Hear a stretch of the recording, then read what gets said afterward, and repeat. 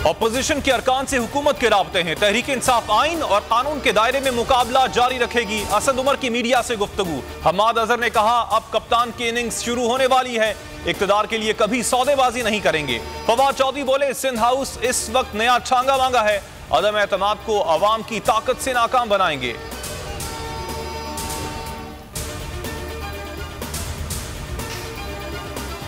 सिंध में गवर्नर राज नाफिज कर देना चाहिए। विफाकी वजीर दाखिला शेख रशीद का वजीर आजम को मशवरा। मीडिया से गुफ्तगू में कहा, सिंध हाउस एक्सपोज हो गया, सिंध के पैसों को अरकान असम्बली की खरीदो फरोख्त के लिए इस्तेमाल किया जा रहा है।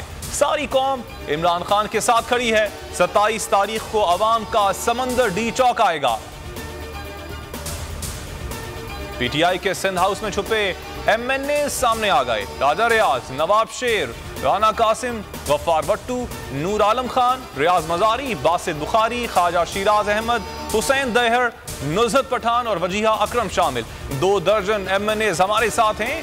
राजा रियाज का इंकशाफ। कहा, किसी ने पैसा नहीं दिया, हमने जमीर के मुताबिक वोट देना है। हुकूमत को चैलेंज करता हूं, पार्लिमानी पार्टी का इजलास बुलाएं। बासित बुखारी बोले, जमीर के मुताबिक फैसला किया, किसी ने पैसा नहीं दिया। विफाकी वज़रा समेत 333 मेंबरान असम्बली से उड़ चुके हैं। इमरान नियाजी को फौरी इस्तीफा देना चाहिए। रमेश कुमार का मुतालबा। कहा, पार्लियामेंट लॉजेस, मेरी बीवी को धमकियां दी गईं।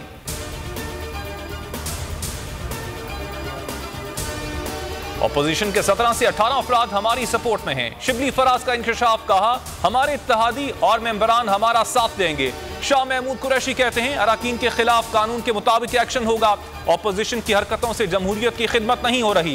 ये जितने अरकान के नंबर्स बता रहे हैं वो गलत है। फैयाज चौहान का सुप्रीम कोर्ट और रियासती इदारों से नोटिस लेने का मुतालबा।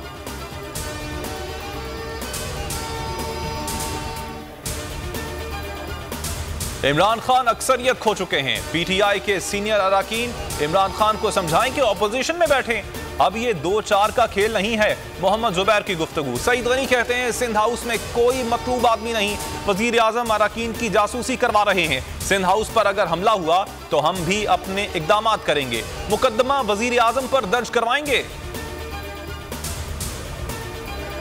वजीर आजम इमरान खान की जेर सदारत पार्टी रहनुमाओं और तर्जुमानों का इजलास। अदम एतमाद की तहरीक और मौजूदा सियासी सूरत हाल पर तबादला ख्याल। मुनहरिफ अरकान से मुताल्लिक कानूनी उमूर पर गौर।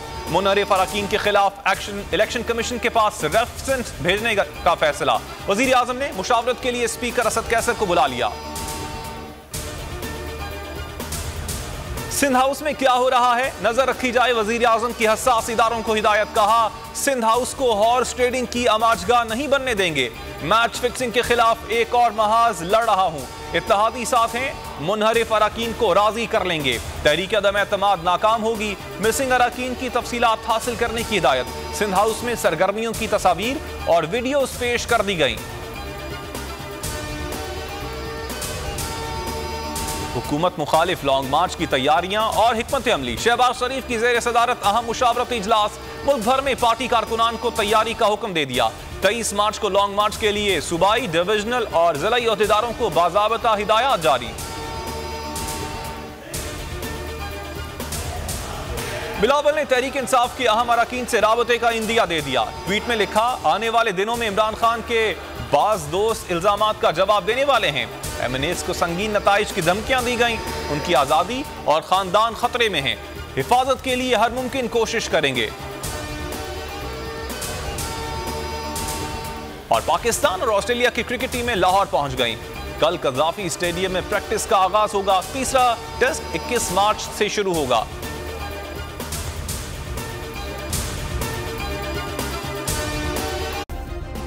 सब्सक्राइब करें और बेल दबाएं ताकि कोई खबर रह न जाए।